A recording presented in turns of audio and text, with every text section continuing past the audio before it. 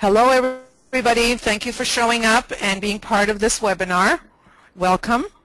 And today on the panel we have myself, some of you already know me, and we have Jocelyn Traub who's joining us. And of course we have our wonderful Brett and Joe in the background helping us out. So I think I'd like to start, even though I didn't notice that Ray was there. Is Ray there? I don't think so yet. And he has a question here that he wanted to be addressed.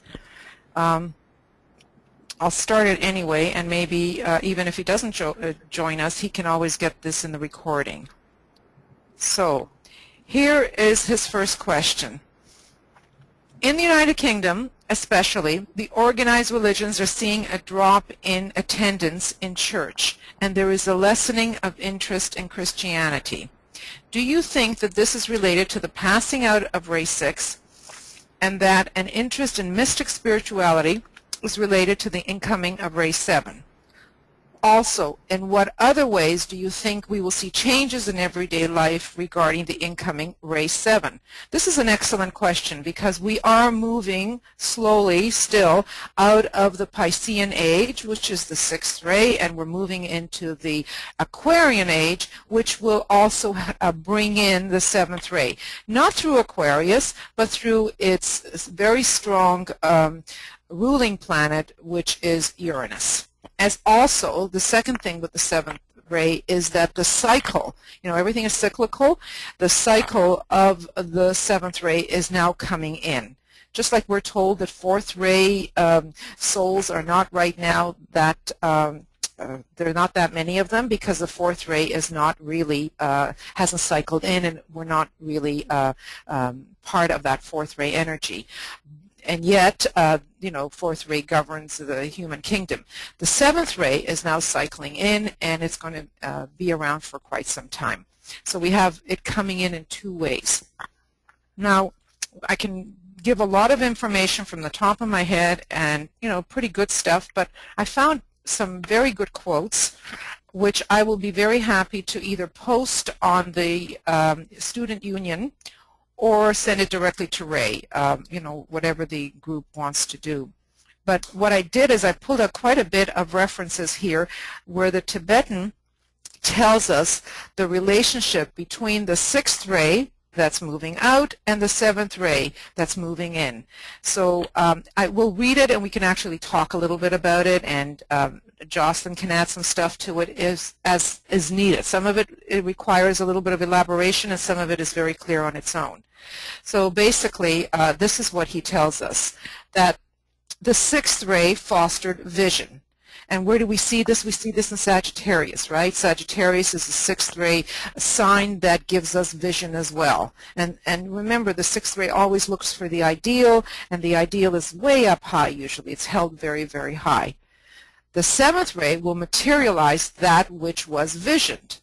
Yeah? That's easy. I don't think we need to even elaborate on that one. The 6th ray produced the mystic as its culminating type of aspirant. The 7th ray will develop the magician who works in the field of white magic. One might ask, what do we mean by the magician and what do we mean by white magic? I know that Jocelyn has done a lot of work on this subject, and I'd be happy to talk about it, but why don't you chime, whatever the expression is. Come in, Jocelyn. Hello. I had to put the cat out. He was making too much noise. Well, you mentioned about the 6th ray being very mystical, and the God for a 6th ray emphasis is transcendent. The praying hands looking for the external God, the one that is above and beyond, and very, very strong aspiration. Well, now with the 7th ray, there is a realization of the God immanent, the God within. And the white magician is the perfect example of the 7th ray joining the high and the low, because the keynote for the 7th ray is the highest and lowest meet. So here you have the white magician who is able to connect, to unite spirit and matter via the soul. And that is going to be very much emphasized in the coming era of the seventh ray. And we will see much more emphasis on ritual and ceremony to manifest spirit and matter. Mm-hmm. So we'll see a resurgence of ceremonials and rituals, and perhaps Freemasonry will become much more prevalent and much more out in the open than it is today. I've always thought of the white magician really as being the soul. Mm-hmm. You know, the white magician is the soul. So the more soul consciousness that we can be influenced by, the more magic we can do in the world. My idea of magic, well, it's more than just my idea, it's how I've been able to articulate it, is that magic is about making the unseen seen. What is the unseen? The unseen is that which lies behind, really. It's that which is esoteric. It's that which is unrevealed. And therefore the magician can make that seen. Of course, he can make the soul seen in everyday service, in everyday expression, in radiating through the heart, through love. All that is something that the magician can make seen. It's just another take on that. Yeah. Well, I don't think we're disagreeing here. Right. The white magician is the soul, right. And the initiate magician is one who can tap into monadic realms and bring down intuition and bring right. down the power and the love and the intelligence of the spiritual triad right down to everyday life, the seventh plane, via, of course, the soul, which is the mediator. Right. Thank you. So moving along, the sixth ray, as part of the evolutionary plan, led to separations, to nationalism, to sectarianism, due to the selective nature of the mind and its tendency to divide and separate. The seventh ray will lead to fusion and synthesis, for its energy is of the type which blends spirit and matter. And that goes right back to what you said, Jocelyn, right? Mm-hmm. Goes right back, so I don't think we need to elaborate on that. But you know, this whole idea of separation, nationalism, I mean, we still see that. It's so strong right now. It's so prevalent, all this division everywhere. So we've got a long ways to go still with this. The sixth ray activity led to the formation of bands of disciples, working in groups, but not in close relation, and subject to internal dissension based on personality reactions. Oh, yes, and I've been in groups where I've seen this. I have been in groups where personality has literally killed the group. Now, the seventh ray will train and send forth groups of initiates working in close unison with the plant and with each other. And that's the key. You know, once you're working from a place of heart and of soul, then you are supporting each other, then you're working together as one in unison. And there isn't this need for ego, personality, rising to the top, being noticed, being important, and so on, which is so separative. Anything you want to say to that, Jocelyn? No, there's lots of, you know, when you're talking about uniting the highest and the lowest, then you're looking at all the different obstacles that usually come into play to prevent that union. So there are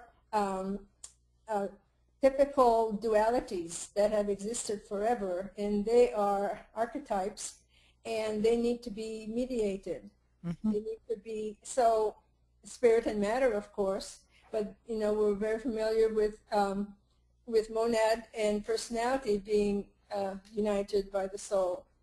And the in terms of the seventh ray, one big union is the physical and etheric in terms of our being able to perceive the etheric devas.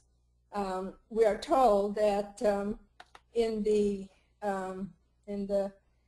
with the aid of the seventh ray, the etheric planes are going to be receiving special emphasis, and our capability to see etherically will be enhanced So this will lead to a rapprochement, working together between man and devas, much more than we have seen in the past. Mm-hmm.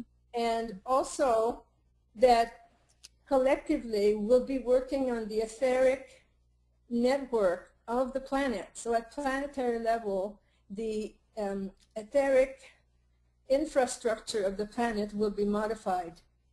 Now, this will cause a lot of physical destruction, and we're told that, you know, there will be a reshaping of the physical plane in many ways with the advent of the seventh ray. But the purpose is to destroy all forms so that the new world can be built. Okay.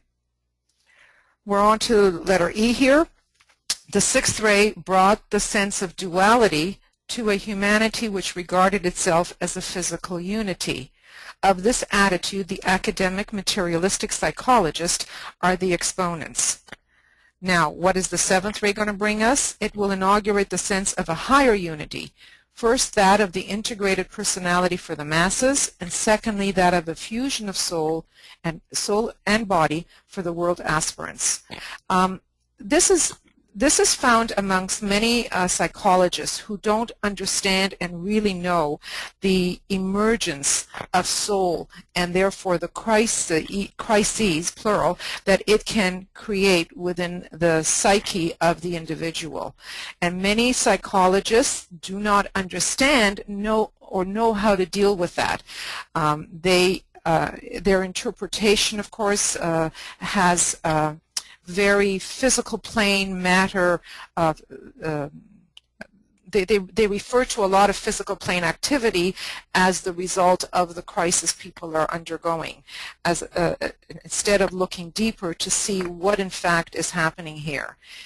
Even when an individual becomes an integrated personality, it's a really, really big step. It's far, far more evolved than the masses that are not integrated personalities. We, in our courses in the Moria Federation, we take the integrated personality for granted because our aim and our goal, of course, is greater soul infusion. But let's not forget that having reached a stage of an integrated personality is a really, really high achievement. And most of humanity is very far off from reaching that level. But that brings within itself a greater opportunity for deep crises, because an integrated personality is now starting to have the soul knocking on its head, on its window, on its door, or whatever. And the personality still wants to stay the authority and the important one, and doesn't want to give up that authority to the soul. So it creates all kinds of difficulty, crises, conscience, etc., etc., that we're all familiar with. But this is an important step that will inaugurate for the psychologists coming into incarnation with the seventh ray energy much greater understanding of what is required here, or what is happening to an individual because of greater soul and personality infusion. And you can chime in if you want to, Jocelyn. Well, I can see the role of ceremony and ritual playing part much more obviously than today. We meditate, we build the Antakarana, we have a lot of spiritual practices that are personal and not in full view and not done as a group. We do have full moon meditations and so on, and they are becoming more and more public.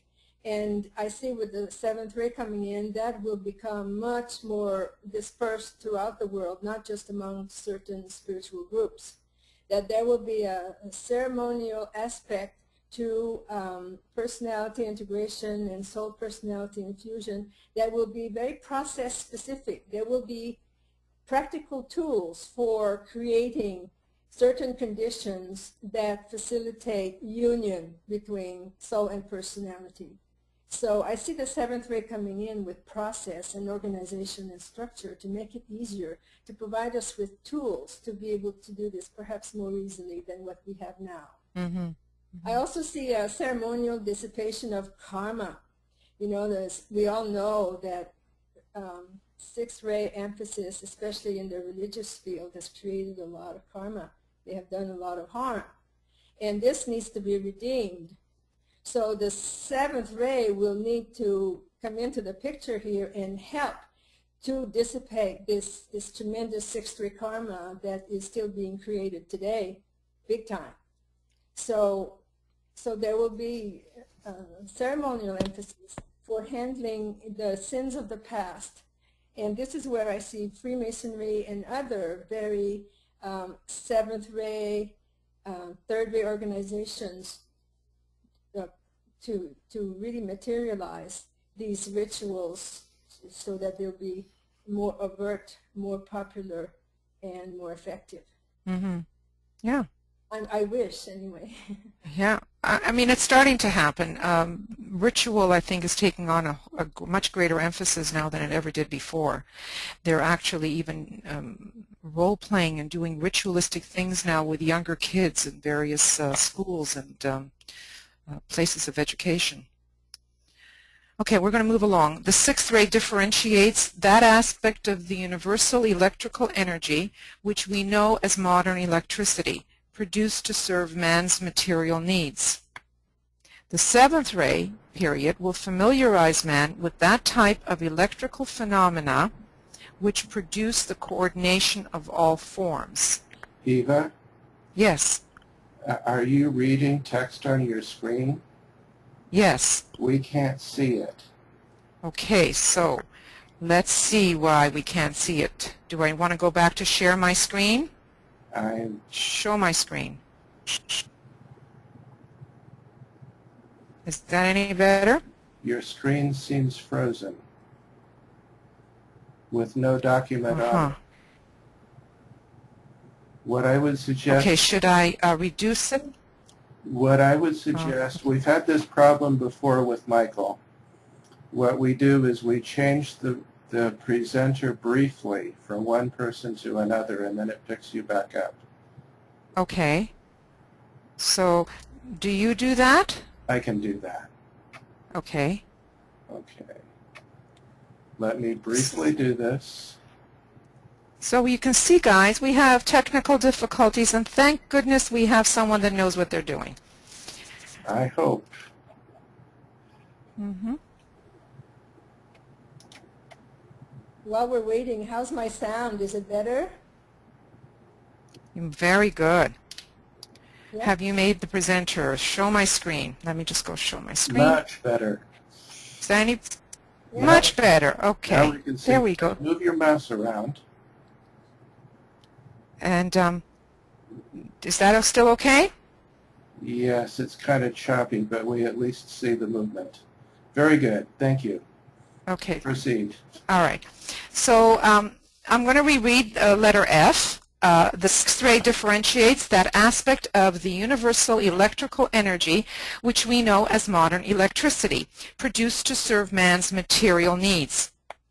The seventh ray period will familiarize man with that type of electrical phenomena which produce the coordination of all forms. Now, we see the word forms here, and for those of you who attended the seven-ray workshop that, you know, all the different seminars that I offered on that, the word form is very much a seventh-ray word. Remember, conform, reform, deform, uniform, those are all prefixes with the word form, and form dealing with the most material of all the planes is a seventh-ray word. So the electrical phenomena will produce the coordination of all the forms. So it's not just within the human form. I'm sure that that reference is to all forms in all kingdoms as well. And electrical phenomena, does that mean that we will move into the etheric and start to see the electrical phenomena that is normally seen by clairvoyance on the etheric level? You know, I'm not too sure how to exactly interpret that.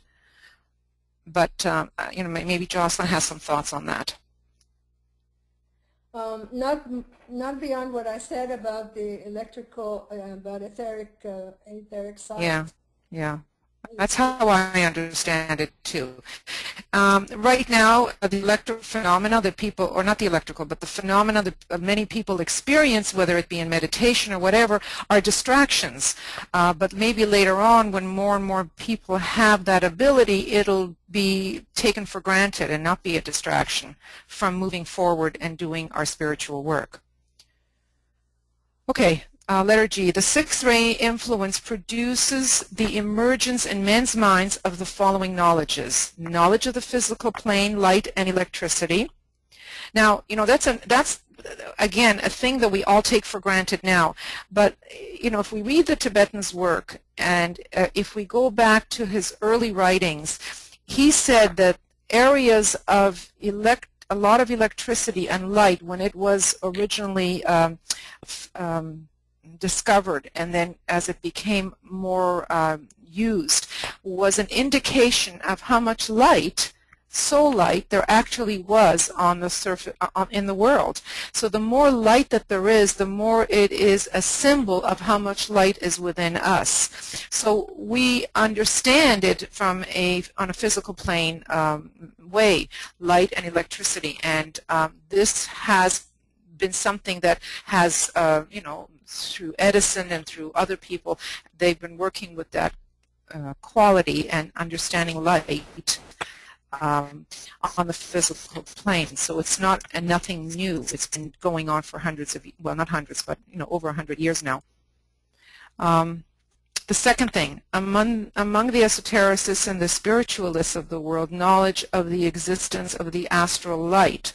See, again, this is not new. This is something that the sixth ray has allowed the esotericists to be aware of, and spiritualists are those that work with, well, they work with what we call occultism, in quotations. They work with Ouija boards. They work with those that have passed on, and so on. These are the spiritualists. They're not. It's not spiritualism. It's spiritualists. No, it's not spirituality. That's what I want to say. It's not spirituality. It's spiritualism. Okay, I got the two right in my head. And the astral light is a light that allows one to penetrate into a slightly different plane, to be able to see forwards and backwards, like the Akashic records. It's not necessarily the our astrality, although it's still on the plane of the astral plane, the astral light. The next thing is an interest in illumination, both physical and mental. Again, that goes right back to what I said right at the beginning. It denotes how much illumination there is in mankind. Illumination shows greater soul. And illumination is of the mind, and we see it on the physical plane. Astrophysics and the newer astronomical discoveries, all of that the sixth ray has allowed us to work with. So now, what does the seventh ray what is the seventh ray going to look like when it comes in? It will change the theories of advanced thinkers of the race into the facts of the future educational systems. Education and the growth of the understanding of illumination in all fields will eventually be regarded as synonymous ideals. Okay, that's basically what I've been saying all along, but there you go. That's what the Tibetan says, that it will definitely be synonymous. The amount of light and illumination that there is has a lot to do with soul. The sixth ray taught the meaning of sacrifice, and of this teaching, the crucifixion was the outstanding emblem to the initiates. Philanthropy was the expression of the same teaching to advance humanity. The nebulous ideal of simply being kind is the same motivation applied to the unthinking masses. Okay, so we got that. That's what the sixth ray brought us. The seventh ray will bring to the consciousness of the coming initiates the concept of group service and sacrifice. So it's group service and group sacrifice. This will inaugurate the age of the divine service. The vision of the giving of the individual in sacrifice and service within the group and to the group ideal will be the goal of the masses of advanced thinkers in the new age. whilst the rest of humanity, brotherhood will be the keynote of their endeavor, whereas right now brotherhood is the keynote of disciples. These words have a wider connotation of significance than the thinkers of today can know and understand. So here he is giving us a prelude to the idea of working in group, the idea that there will be group initiation, there will be the Aquarian model of what a group ought to look like, and within the group there is a form of sacrifice, there is service. This is what the group does, and we know that the group is much stronger than the individual. So we're moving away from the individual and much more into the group. The whole idea of an authoritarian leader or teacher is going to alter, and it'll be much more an Aquarian group where everybody has a chance, very much like I think of town meetings. You know, that's already an indication of group involvement, and speaking their minds, and people voicing their thoughts, and seeing if we can work together as a group. And I think that we're seeing the baby steps starting to happen now. Any thoughts, Jocelyn? No, nothing to add. Okay, so we'll move right down to letter I. The sixth ray promoted the growth of the spirit of individualism. Right, well, this is basically a continuation of what has just been said. Groups exist, but they are groups of individuals gathered around an individual. The seventh ray will foster the group spirit and the rhythm of the group and the objectives of the group, and the ritual working of the group will be the basic phenomena. It goes right back to the idea of the ritual work that you spoke about and the idea of working together in rhythm as a group. You know, Raise and Initiation is all about group and the group disciples and the group initiates, for any of you that have read that book. And more we understand that group consciousness, which is what soul is, and the more we work towards that, it's no longer about the individual, it's about the group. So that's the future. The sixth, I'm sorry.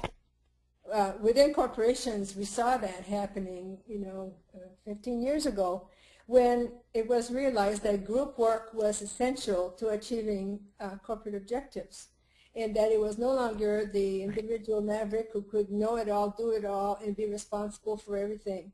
So a lot of the education in corporate world was focused on teaching people interactive skills and how to work as a group. So we saw tremendous advances in the art of management, the art of committing people to common goals, and receiving commitment that yielded tremendous value to the organization. And I'm not part of that world anymore, but it is continuing, and more leadership in organizations equals being able to work within a group, not at the center of a group or at the head of a group.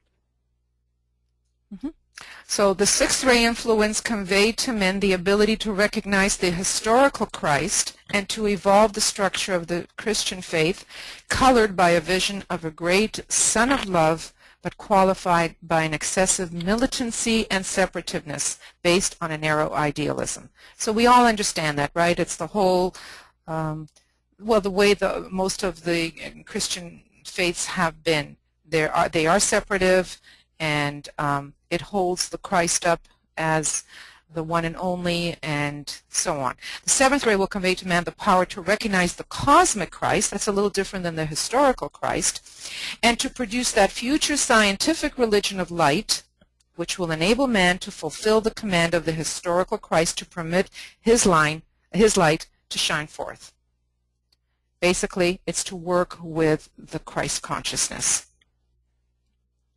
I have very little to say to that. I think it's self-explanatory. And we're just about, I think we're almost done here. The sixth ray produced the great idealistic religions with their vision and their necessary narrowness, and narrowness that is needed to safeguard infant souls. Now, isn't that interesting? That things have happened in such a way that it was, I don't know, meant to be, or was needed, or it was a good thing. Now, the seventh ray will release the developed souls from the nursery stage and inaugurate that scientific understanding of the divine purpose, which will foster the coming religious synthesis. So we will see a change, from the narrow perspective of most religions to a much wider perspective. Now, I think somewhere he talks about the new world order and a new world religion. Now, the dotted line is where we're going to stop. The effect of the sixth ray influence has been to foster the separative instincts, dogmatic religion, scientific factual accuracy, schools of thought with their doctrinal barriers and exclusiveness, and the cult of patriotism, which is still so strong, in most countries.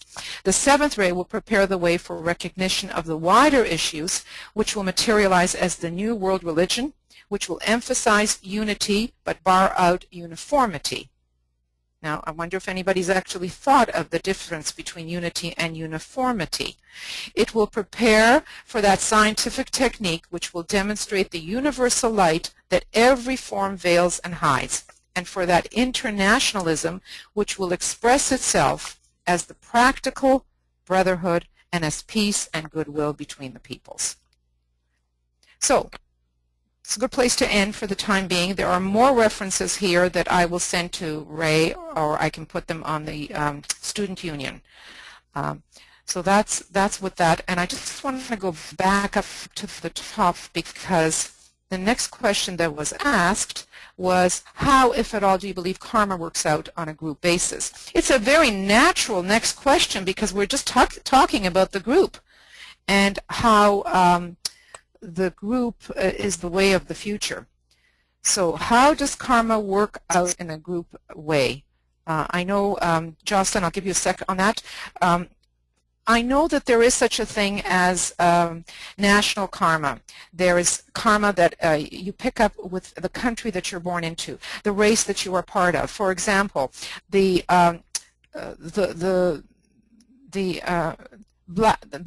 black race, the African American people, they cannot help but carry the karma that is part of their race. Even though this might be their first incarnation as a black person, they can't help but carry that karma. The same holds true for, let's say, the Jewish people. Born into being Jewish, you cannot help but carry the karma of the entire Jewish race and the history that was part of that. It's in you to carry that karma and to I don't know if it's to change, but it's certainly to understand and to be part of that group. So there is that kind of group karma. Jocelyn, what would you like to say to that? Well, Ray's not here yet, is he? I don't know if he's here, but maybe he'll just, I know he had to travel and he may want to just take the recording with him. No, he's not here. He's asking a very good question about a subject that is pretty vast. So we kind of have to guess here what he meant by the question. He's not here to elaborate. So he's asking, do you believe karma works out on a group basis? And in a nutshell, my understanding of this subject is that group karma is constituted of the sum total of individual karma. So the groupings of individual karma into a collective is what can be referred to as group karma. And they both work out in very similar ways because one fits into the other and the dynamics are very similar, although group karma is greater in scope and greater in power and requires much more elevated or much more advanced people to redeem than individual karma. So Eva, you're talking about national karma, racial karma. This is a type of karma that is worked on by initiates and masters and beyond because you need to have the power of the triad in order to dissipate that karma. So the more advanced we are on a spiritual path, the more capable we are to redeem group karma, to redeem this collective karma that has been building ever since we individualized, and that is being redeemed little by little as we develop spiritually. So in trying to answer this question, I think the topics that I'd like to touch on, and very briefly, is to define karma, individual and group karma, describe the unfoldment of karma, and describe how karma is redeemed both at the individual and group level. So first of all, definition. If we look at the dictionary, karma means action. With greater detail, karma is the cause and consequence of action. And those consequences can be both positive and negative. We often think of karma as being retribution, punishment. However, there is as much positive karma as there is negative karma, DK tells us. So there's a karma of reward as well as a karma of retribution. So the karma of reward is built up by all the positive harmlessness that we generate, the love, the empathy, all the soul qualities that we are able to express in our life. That generates positive karma, generates assets, spiritual assets for us.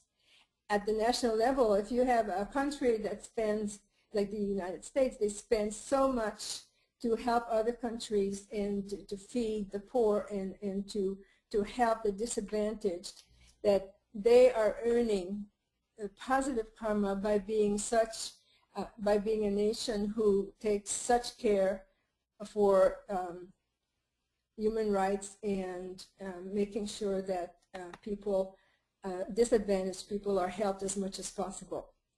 Now, the United States is another example where we can see negative karma being taken on too at the national level, where some actions that are done by this nation have negative consequences. So you can see that both sides are represented, and if we were to look at the specific groups, other nations, we would see again this generation of positive and negative consequences and the redemption of positive and negative karma. That has been going on for humanity right since we individualized, and it will go on for quite some time yet.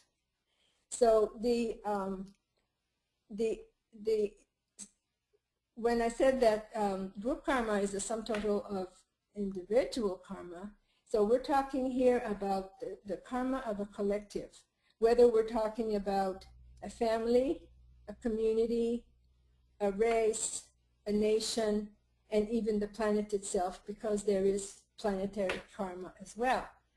So these various groupings of entities, each carries its own load of karma, positive and negative, that has been generated by its members. So the action of individuals generate individual karma while at the same time contributing to the karma of the group to which the individual belongs. And that's instantaneous. So it's a ripple effect. So it's very hard to separate really individual karma and group karma, since the actions of the individual, since we are one, since the group that we belong to is just a higher life that we're part of. So my understanding is that any action that we take affects the group, first of all, the groups in our immediate environments, and over time, the larger groups. So here in Hylozoism, we have a life within a greater life within a greater life. So I see the dynamics of karma being very similar, that you have the individual karma that becomes part of a collective karma of a family, of an environment, of a nation, and so on. So it's all for one and one for all, as the Musketeers say. So we're an organism with shared assets and liabilities, and every individual contributes to the creation and dissipation of group karma. And Eva, do you have anything to add at this point? Before No, I thought that was very full and very good. I want to open this up now to the group so that we can have some questions and answers, even though I do have another question on the pituitary gland and the Ajna Center that Victor has sent in, and we will address that, but I think it's time to open this up to the group now and see what kind of questions the group would like to ask. So Victor, hang in there because we will get to your question in a little while. So we need to see hands up. You know how it works, right? The drill is the same. Just put your hand up, and as we see it, we will call on you. Okay, I didn't give you any warning ahead of time, so I hope you have a question here or there. If you don't, I will just move on to answering Victor's question that he sent in. Now, do you guys see the advantage of sending in questions? It certainly gives us an opportunity to do a little research and to give you a much fuller answer than just from the top of our heads, which we can do, but I think it's more advantageous for everybody if we can do a little research.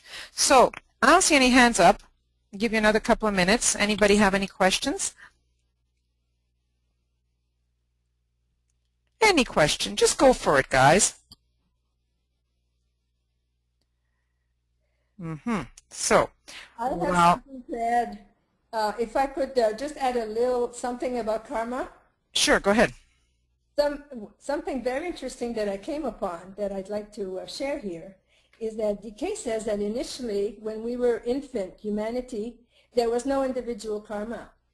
So I'm sure this is known by many people, but I didn't know that we were ignorant and our personality was so out of it and undeveloped that we had no responsibility, therefore we incurred no individual karma. It was simply group karma.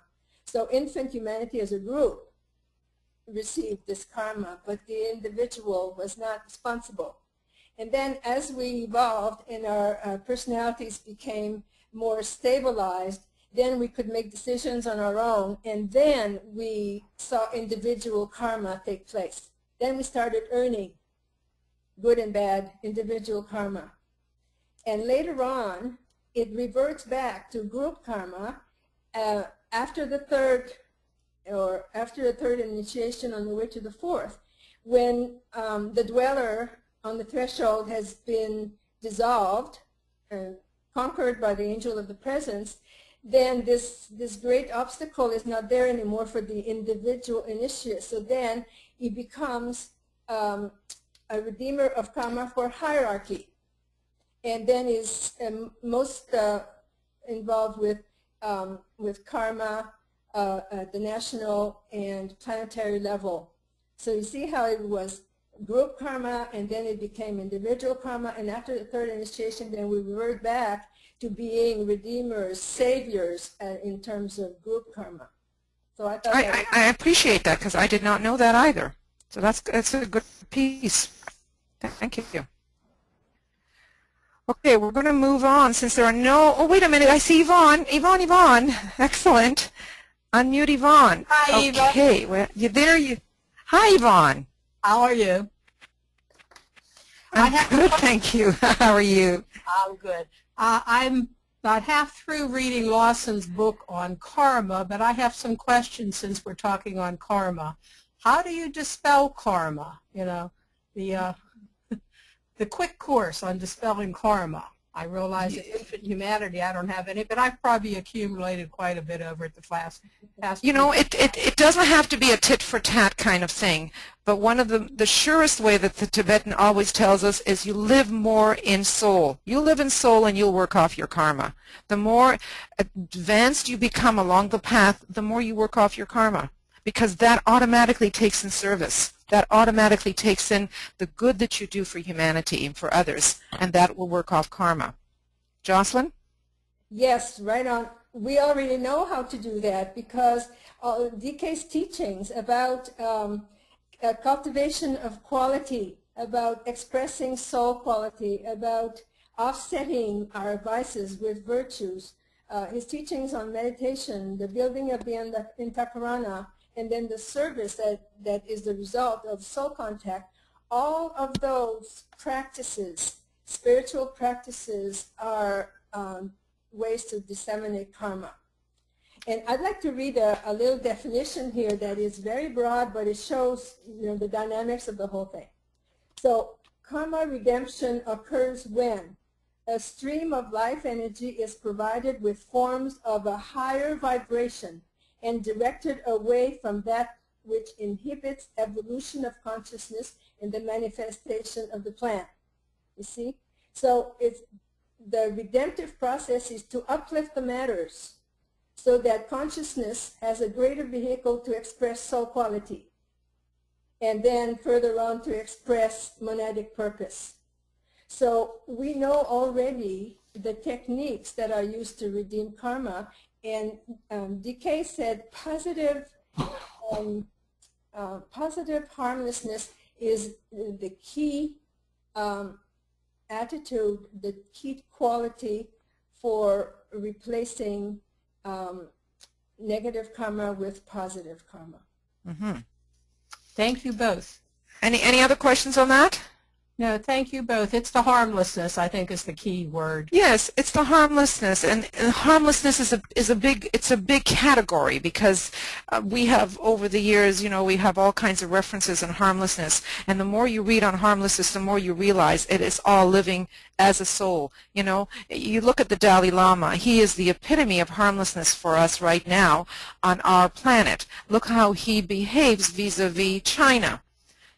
That's a perfect example, and he has informed and asked all his other Tibetan people to take on his position, to be harmless towards China. That's just one little example. But yes, if you live in harmlessness, harmlessness is soul. Yeah. And I would add that the whole process of soul personality infusion is karma redemption, because we are allowing the soul, the solar angel, to redeem the matters of our personality, who are the lunar lives. And they are the ones that carry the ancient karma of the first solar system, and they are the ones that the solar angel is totally committed to redeeming before their mission is accomplished. So the karma redemption is part of a big scheme of redeeming the ancient matters from the first solar system. Mm-hmm. Thank you. I do have one question. Now, on any question and answering session that you're having, exactly how do we send questions in ahead of time? I've included my email address in most of the, when you register, my email address is there. You just send me an email with a question. Okay. Thank you. No, it's that easy. So Okay. just send me an email, ask a question, and what we do is, depending on how many people are on the panel, is I distribute the question to others, and each one of us gets a chance to think it out, to do a little research, and if there was a lot of questions, we would divide up how we were going to handle it, that kind of thing. I can see the importance of doing that. I'm going to put my hand down now. Thank you. Okay, thank you. And I see Victor's hand is up. I'm going to unmute you, Victor. Okay, Victor. Hi. I have a question. You brought up something, harmlessness. And what about if somebody steals from you, are you, by going after them with a lawsuit? And there's another situation. I've recently been included on a jury duty list. You go to jury duty and you're trying to be harmless, and they're asking you to pass judgment on whoever is on trial. Right. I mean, harmless does not mean non-action. Harmless does not mean injustice. Harmless does not mean not obeying the laws of the land. Harmlessness, it's actually a very good thing to look up the references on harmlessness. But harmlessness comes from a place of heart and a place of soul, and it's how you behave out in the world. justice is still justice. You know, if someone does wrong, it's their karma, and it's the country's way of dealing with that. Let's put it this way: it's the country's way of, based on our laws, of how to deal with people who do not, you know, follow the laws of the land. It's not about sitting back and being like a doormat and never hurting a fly even, or a mosquito. That's not a sole thing. That becomes more of a one's philosophy, you know, if one buys into that kind of thing. But harmlessness is of the heart. And what does your heart tell you? What do you truly, as you ask yourself, is this person telling the truth, or is this person lying? And if this person is lying, then you got to mete out the right thing at the time. So yeah, you always go back to what is the right thing here to do. It's always about what is right for the self and what is right for others. All right, it's not lying down and just you know, not following those kinds of laws. How about on that, Jocelyn? Any comments? Well, we try to take the high road, you know. So in spiritual terms, what is this high road? And it's very similar to what you're saying, Eva. It's the soul's way, and to look for the soul aspect in any event that is taking place. So when something ugly or harmful needs to be dredged up and highlighted and dealt with, that could be a way to support the forces of evolution. So again, we need a big panorama to understand the implications of a small action. And if we always try to find the soul within the situation, then we can't go wrong, because we'll be working from the heart. You know, even when those that do wrong get meted out their whatever punishment, and I'm using the word loosely here, you know, it provides them an opportunity to learn of their behavior, to learn of what is right and wrong. Not everyone, as we know, is at the same level on their point of evolution. So everything that happens to an individual has with it an opportunity to learn. Likewise, for that person who has to sit in judgment, you are asked to be on a jury for a reason, because that is something that needs to be dealt with and handled. But you have to ask yourself, does this speak like it's the right thing to do here? You know, really question yourself, not to be influenced by other people, let's say fellow jurors, not to be influenced by media, but what is the right thing to do here? Always ask yourself and try to get right into what is the truth for you. I hope that kind of addresses it a little bit. Just one little more. Saturn is the Lord of Karma, and Saturn wields justice. Saturn governs cycles. Saturn governs evolution. So the Lord of Karma and the law of karma facilitates evolution, and its justice is always the energy that propels any event towards contributing to the good and to the evolution of a situation. So if we think of Saturn as the Lord of Karma, we understand both sides in terms of meeting justice and also the love side that seeks to express the love within any life, any situation. Mm-hmm. Okay, well, I think we're going to move on to the question that was asked about the Ajna Center and the pituitary gland. And there was a quote above this that was from Alan Hopkins' book that really is not that important for what we're going to look at. The question that Victor is asking us is, what is going on between the Ajna, the pituitary gland, and its exit point that would account for a difference in energy based on one's level of spiritual development?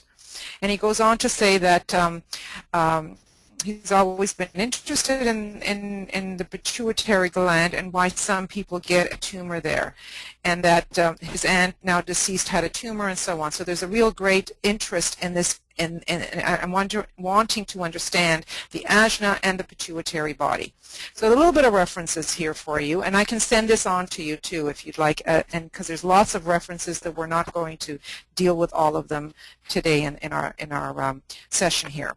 So there is a very close relationship between the ajna and the pituitary body, as the latter, being the pituitary body, is the corresponding endocrine gland of the ajna, or the ajna's concretized or physical gland. And down below, as you can see it a little bit on my screen, there is actually a table of the various glands and centers, and what the glands are the externalization of which center.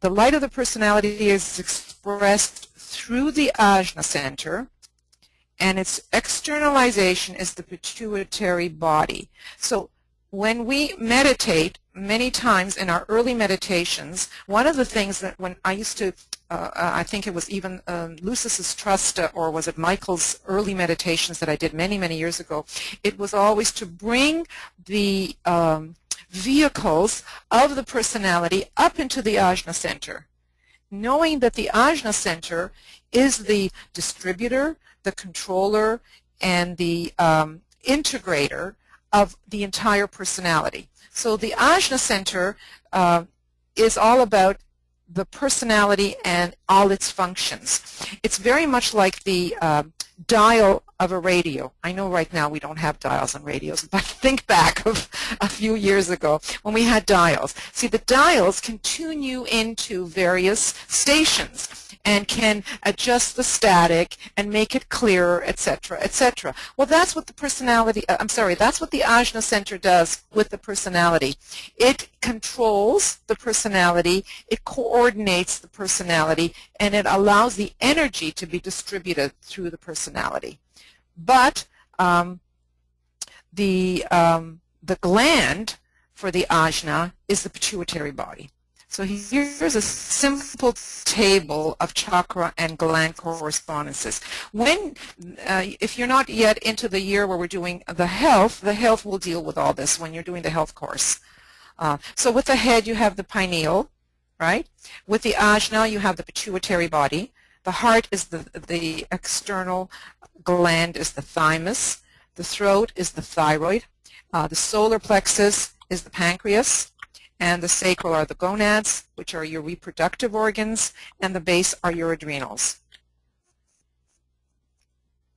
Okay, so a little bit more on that. This ajna is a dual chakra, and when we look at depictions of centers, when I do a chakra presentation, I have a lot of visuals, a lot of pictures. Either some people have drawn them or they're from various books and whatever. The ajna center is usually shown as a figure eight, a horizontal figure eight like this. So we see the dualness of it, the two-ness of it, two lobes. At first, it acts as the seat of the personality. Then later, it acts as the instrument of the soul. The ajna center, it's a very interesting thing with the ajna because it is almost like a mirror where it sends down. Let me reverse that. It's like a reflective plate. That's a better way of saying it, a reflective plate. So it can get from up high, from the higher planes, from the triad, from the soul. It can get energy, it can get light, it can get whatever it receives from it. And then that becomes a reflective plate down into the personality, right? So we can reflect that which is received through the ajna into the personality, because after all, it does have a control over the various vehicles of the personality. Here's another little bit on it. It is the expression of the personality. When highly developed as a personality, it is the synthesis of the personality forces, which means the mental, the astral, and the physical vehicles. From a chakric point of view, it means that it controls all the chakras except the crown chakra, which is normally under the control of the soul. Before the soul has full control of its vehicles, expressing themselves through the chakra system, it is the personality force which is dominant, driving them. This occurs at a lower level of development of the spiritual development. As the individual becomes more and more aware of his or her divine nature or the soul and starts to integrate his soul qualities from a psychological point of view, the ajna becomes more and more responsive to the crown energy. So that's what I said. It's like a reflective plate. It can get the energy from up high. It can get it from the head center. It can get it from the soul. The ajna then receives and then distributes. You know, it's almost the reflective plate. I kind of flip it, but it's reflective, so it can just go through it. The ajna then receives and distributes energy from the soul according to the level of evolution of this individual. This process of soul reception, receiving, distributing, gradually develops until at the third initiation, the soul takes full control of the personality. From a chakric point of view, this translates as the ajna becomes fully functioning as the soul receiver and then the distributor. Okay? So the ajna and its exit point, we have to bear in mind that each chakra has both an entry and an exit. Usually the chakras that are along the spine, the energy has been explained to us, enters in from the back, enters in through the back opening and exits through the front. So when we say heart, you know, when we emanate from the heart, we see it distributing through the heart and moving outward, forward, whereas we receive it through our back entry point. The question is, what energy or force is it receiving or distributing? It all depends on the level of development of the individual. At a lower point of evolution of the individual, the ajna would receive and distribute personality force. But at the level of the disciple, it would receive some soul energy, and at the initiate level, it would receive and distribute triadal energy. And between these three stages, there is a real cocktail of forces and energies entering and exiting the chakras. So, okay, is that okay? I mean, are we getting clear on that? So, ajna and tumors, since the question was asked about tumors. We have to remember that the soul, which is the second aspect of divinity, is the intermediary between the first aspect, which is will, and the third aspect, which is intelligence, or the form itself, the appearance. All disease is the result of blocked soul energy, or disharmony, or a lack of alignment between the form and the soul. Okay, so disease is blocked energy, or disharmony, or a lack of alignment. Disease will appear whenever a chakra is blocked at any level, whether it's etheric, whether it's astral, or whether it's mental. Okay? Now that's a lot of things there. Okay. In our Aryan race, a tumor or cancer is a disease of a combination of an overstimulation and an excess of retained force by the lower mind. Do we get that? It's retained force or overstimulation. The lower mind controls too much of the astral emotional reactions and feelings. The emotional force is held back by creating a dam. Thus, the chakra closest to the cancer is overstimulated, and the excess force floods into the surrounding bodily tissue. So, you see, we hold a lot of our emotions in our thoughts, in our mind, constantly churning them over and over and over, so that you have the whole kama and manas, the kama manasic tendency that, you know, when we're upset and when we're thinking about something that constantly circulates and circulates. This can cause what we call stress, what we call overstimulation, esoterically, and that can lead to a blockage or a dam in that area. And this is the quote from the Tibetan. Cancer is a disease most definitely related to the centers, and it will be found that the center in the area wherein the cancer exists is overactive, with a consequent increase of energy pouring through the related bodily substance. This energy And the overstimulation of a center can be due not only to the activity of the center and its consequent radiation, but also the suppression imposed by the mind upon any activity of a particular center. This brings about a damming up of energy, and again, we have the creation of too much concentrated energy in any particular area. So the development of the chakras reflects the individual's point of evolution. That's a given, right? Everyone's chakra is at a different point of evolution based on where that person is at. Since every individual is, well, there, I just said that. The chakras will be unevenly developed. So in the case of a tumor in the pituitary gland, it is likely that the ajna couldn't respond to the soul energy due to its lack of development or unfoldment. So here's a whole, how much more do I have here? I just want to go to the dotted line and then I can open it up for questions. The chakras are either unbalanced in their development, arrested in their development, or congested, prematurely awakened, unresponsive and unable to measure up to the contact of higher energies. They can be overactive or non-radiatory. In short, the chakras are unable to respond or unfold correctly, and that affects the free flow of energy.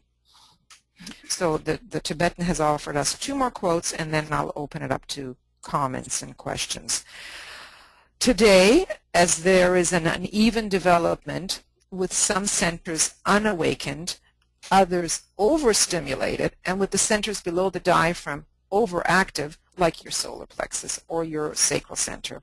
You have consequently whole areas of the body where the nadis, which are the tubes or the channels, its reflection is the nervous system, okay, are in an embryonic state. Other areas where they are highly energized, but with their flow arrested because some center along the path of their activity is still unawakened, or if it is awakened, is still non-radiatory. So what did I read here? Areas are either highly energized, but their flow might be arrested because the tubes, the channels, are still not working properly. They're still unawakened or non-radiatory, so they can't really do the work that they're supposed to do. To this constant movement of the centers and to the constant inflow of energies, we can trace much of the discomfort of humanity in its various bodies. It is the inability of the centers to respond or to unfold, which in many cases produces disease and difficulty. So this is what he's basically telling us, that the center can't respond or unfold. It is the unbalanced unfoldment of the centers, their arrested development, and their lack of response which creates problems in other cases. It is their premature unfoldment and their overactivity, which in other cases brings about danger. It is the failure of the physical mechanism to measure up to the inner unfoldment which causes so much trouble. Thus again, you see the complexity of the subject. Okay, so again, we see that has a lot to do with the centers and their unfoldment, their blockage, overstimulation, and not working properly. You know, like in everything else, it's all about soul.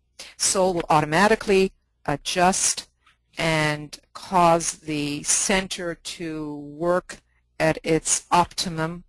The more we work on ourselves, on becoming spiritual beings, everything falls into place. Everything goes according as it should, and we don't have to do anything specific to make anything happen. So with so many chakra workshops that talk about let me balance your energy and let me work on this chakra and that chakra, my advice is always not to mess with the chakras. The chakras know what to do. Now, if it's diseased, sure, there you can work on movement of energy. There's so many wonderful healers around that can work with that. But in normal circumstances, one doesn't need to do anything to their chakras. They know what to do on their own. They are just reflecting where we're at in our point of evolution.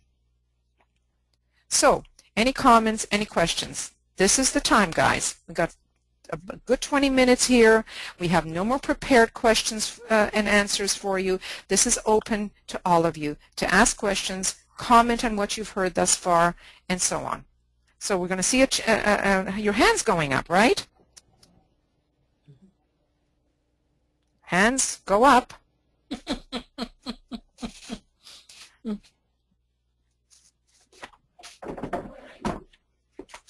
So let me ask Victor, did this address your question? Yes. Okay. Does that help you understand the whole relationship between the pituitary gland and the ajna and why someone can end up with tumors there? Yes, that makes it clear. Okay. I would like you to elaborate more on about injustice again. I would like for you to carry that on, if you would. Injustice?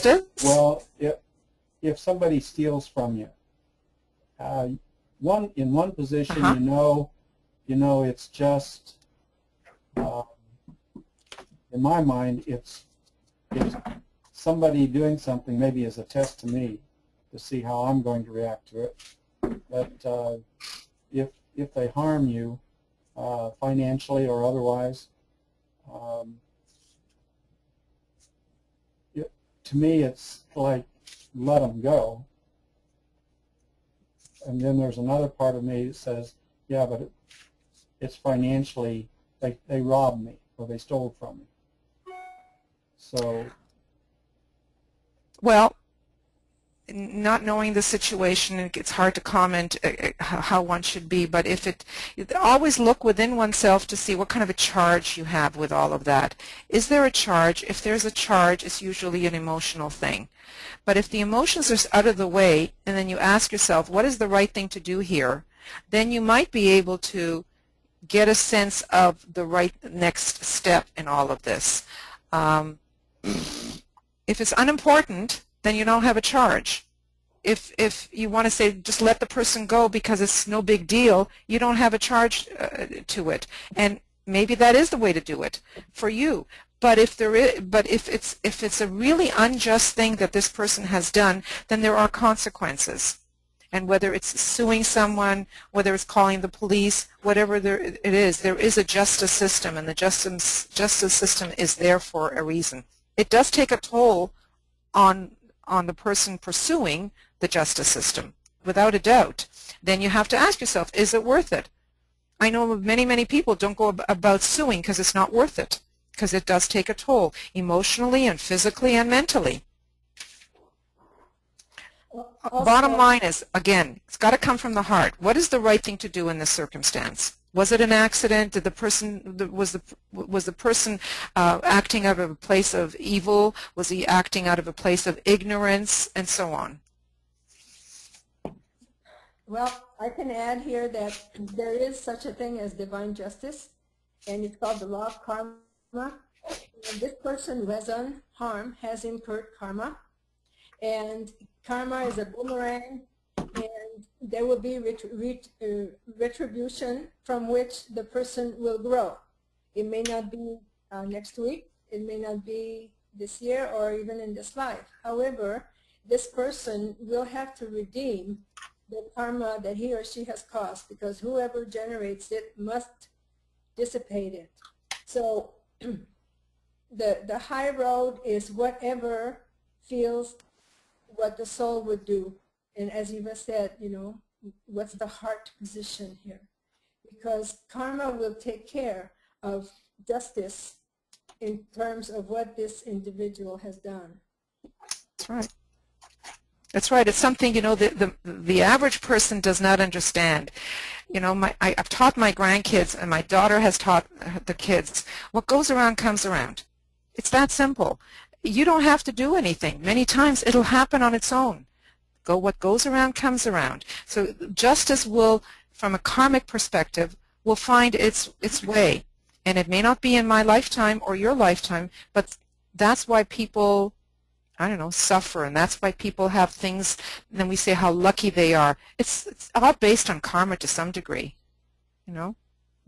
So I don't know if that addresses your question, but right now my mind can't think of other things to say. I have one other question added to that. Do I create any negative karma by not taking action? Sometimes yes. You know, it depends. It depends on the deed.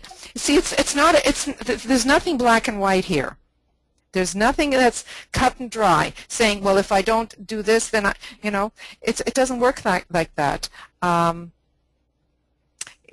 remember many years ago when I used to do a lot of Eastern philosophy, and I used to read the books. There was a very interesting story about an Indian person. You know that in India, their whole idea of karma is really is reflected in their life, and then they have the whole sects and so on. It's all reflected in karma.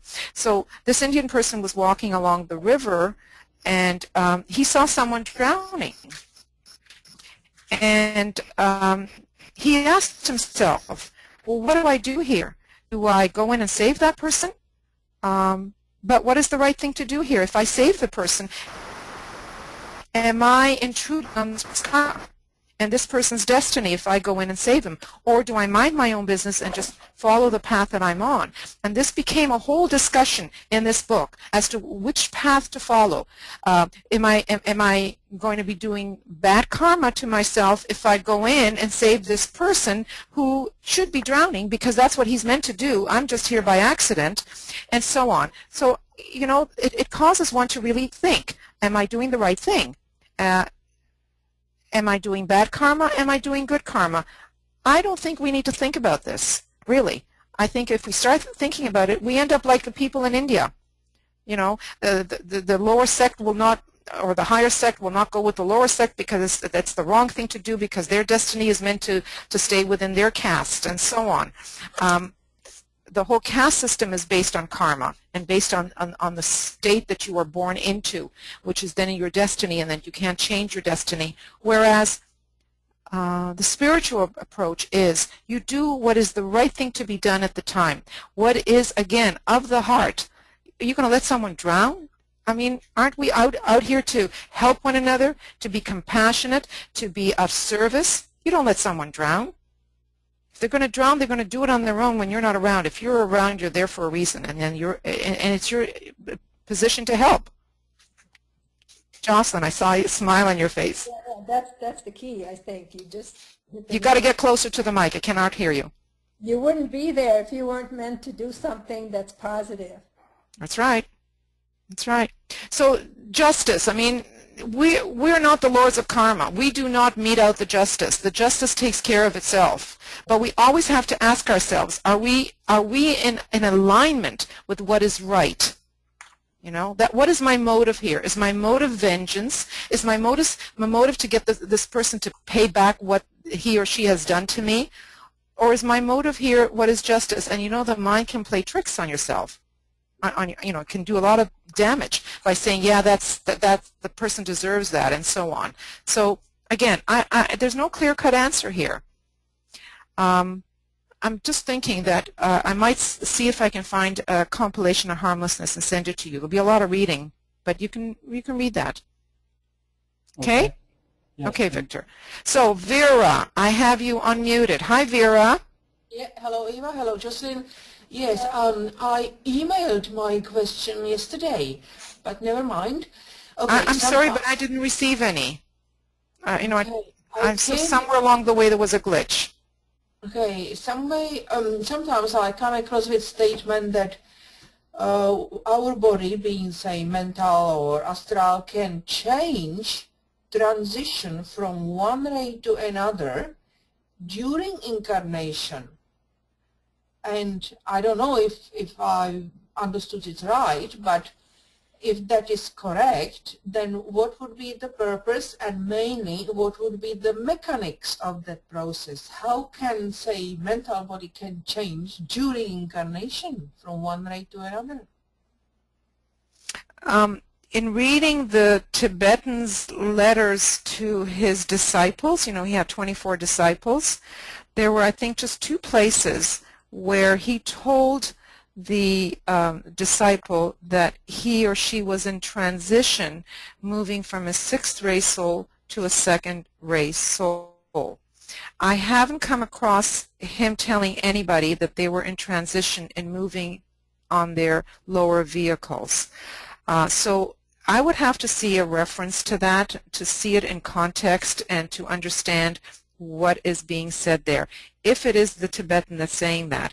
My understanding is that your three vehicles, the substance of your three vehicles is as a result of what has been stored in the permanent atoms.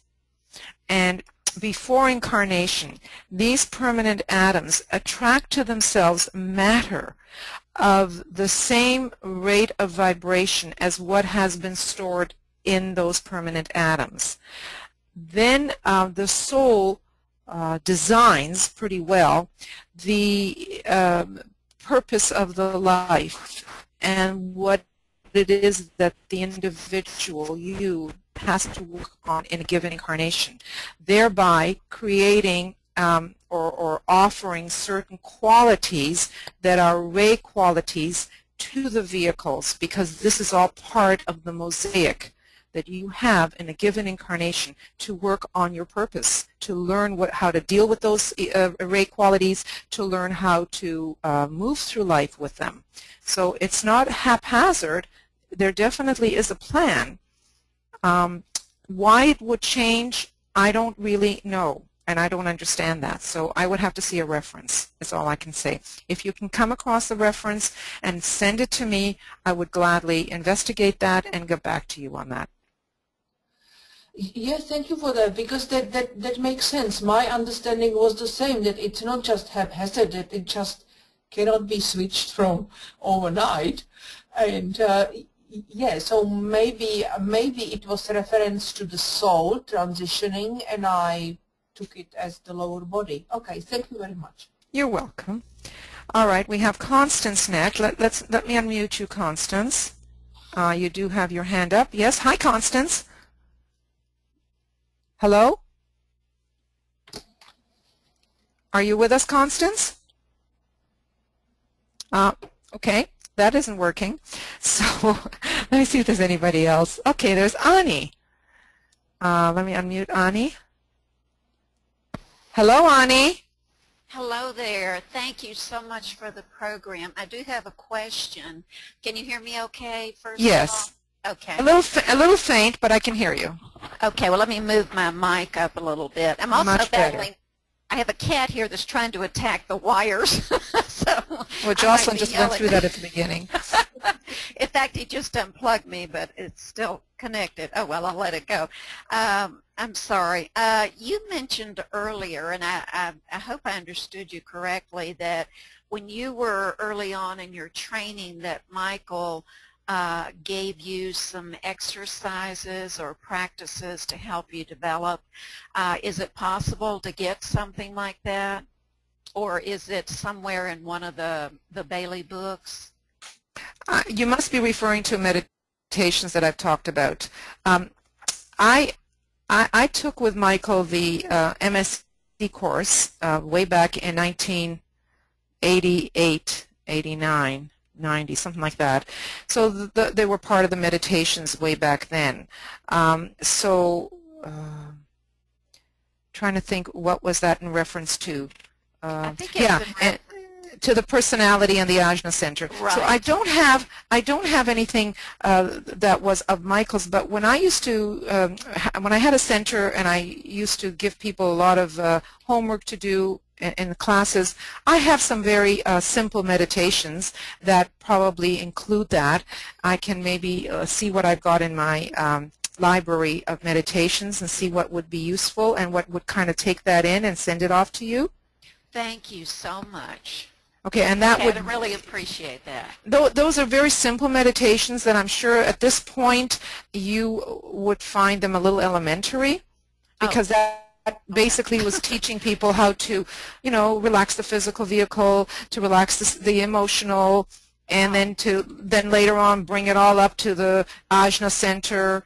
It's that kind of simplicity. So I think it would be really elementary for you, but if you still want it, I'll do that. Yeah, I'm familiar with relaxing the levels and so forth because we do that in the Raja meditation. Exactly. But as far as bringing it up to the Ajna center, it's just another thing. It's just then you take all the energy from the 3 vehicles, you bring it up to the ajna, and then you know that that is the coordinated, integrated personality. Then from there, you move to wherever you visualize or imagine your soul to be. And it can be as a sphere of light above the head. It can be in the heart. It doesn't matter. But that would be the step then following the personality. Okay. It's really, really very simple. Okay.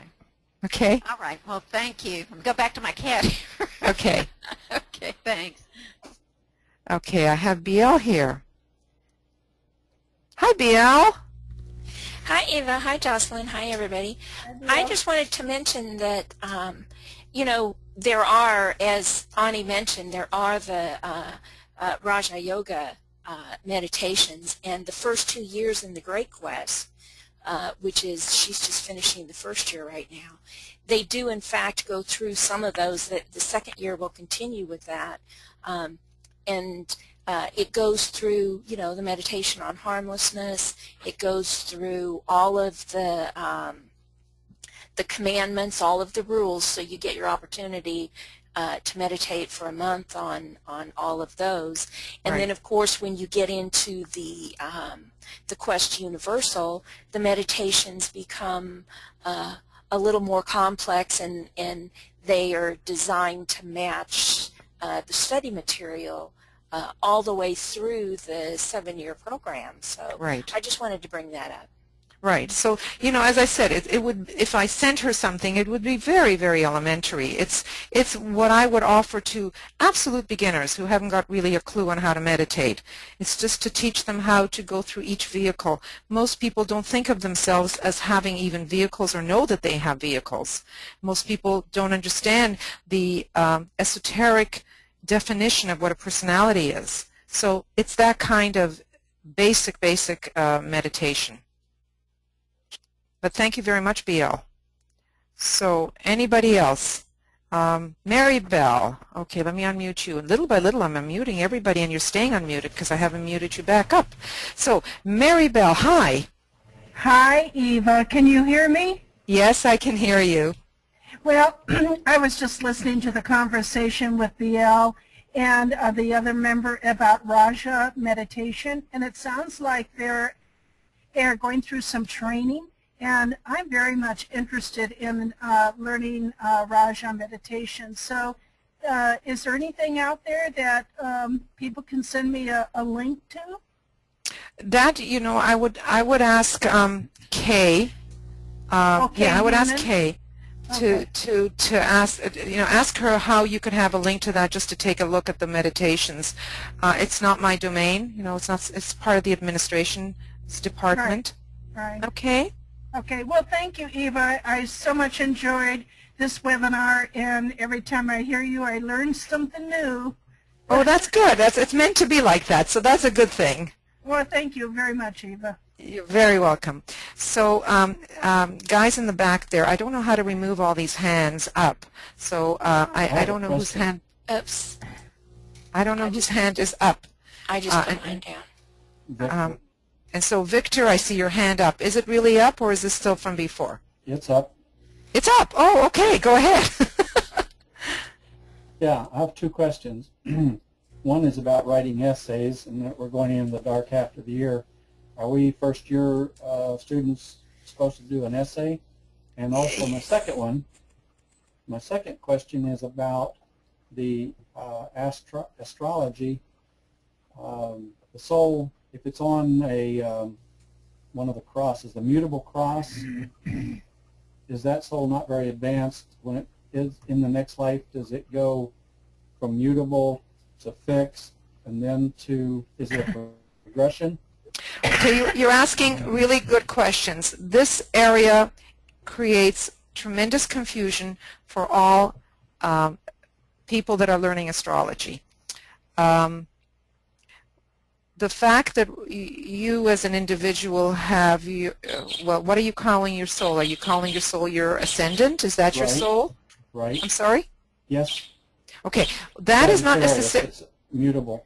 Okay, that's not necessarily your ascendant. It is the method by which, I'm sorry, that's not necessarily your soul. It is the method by which you as a soul will work out your purpose in this incarnation.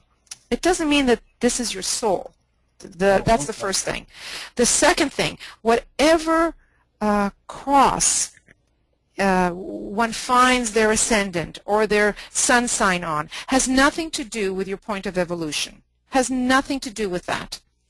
There is, however, now going back to the crosses, there is, however, a progression that the soul goes through as it is moving along from one incarnation to the other.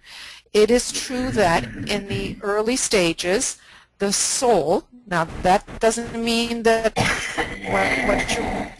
whatever shows up in your chart, the soul moves through the mutable cross, and all the signs go through, all the signs, whether they are on the mutable or not on the mutable, the soul is on the mutable. So it learns in a different way, and it moves backwards along the zodiac. It moves clockwise, okay? It moves clockwise. So it moves backwards. But that incarnation can be with the ascendant on the cardinal cross, with the ascendant on the fixed cross. It doesn't matter where the ascendant or the sun sign is on. The progression of the soul is along the mutable cross in terms of what it has to learn. After, I'm hearing a lot of noise because I haven't muted you guys, so I'm hearing a lot of computer noise in the background. So I don't know what to tell you to do, but sounds like somebody's hearing your voice. Okay. So I don't know if that was clear or not, or if I jumbled what I had to say, but there is a point where one considers themselves able to reverse the direction. You'll be learning a lot about this once you get into much more astrology. You reverse the direction. The soul reverses the direction. It reorients itself. That's a key word. It reorients itself, and it starts to go then in an anti-clockwise direction. Then the soul is on the fixed cross.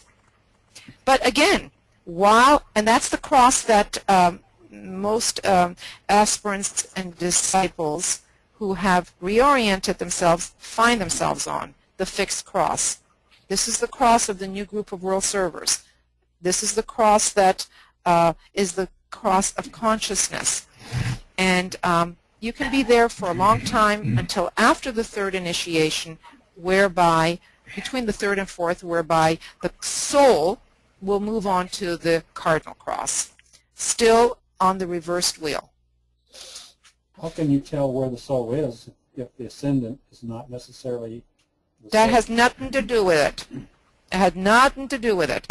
It has to do with point of evolution. The crosses deal with point of evolution. The ascendant is just your ascendant in this incarnation, and it'll change in the next incarnation. So to give you a picture is the rays are inherent. That is what you are born with, right? The rays. The astrology influences you from the outside, and the astrology changes with each incarnation. The rays do not all change in each incarnation. Some of them could, but chances are that the soul stays the same. Chances are that the personality goes through a few lifetimes of staying the same until you learn how to wield that. Then it might change. So one is what you are born with, and the other one is the outside influence. But together we need to know what it is so that we have a better picture of who we are. So Jocelyn, would you like to add anything to all of this?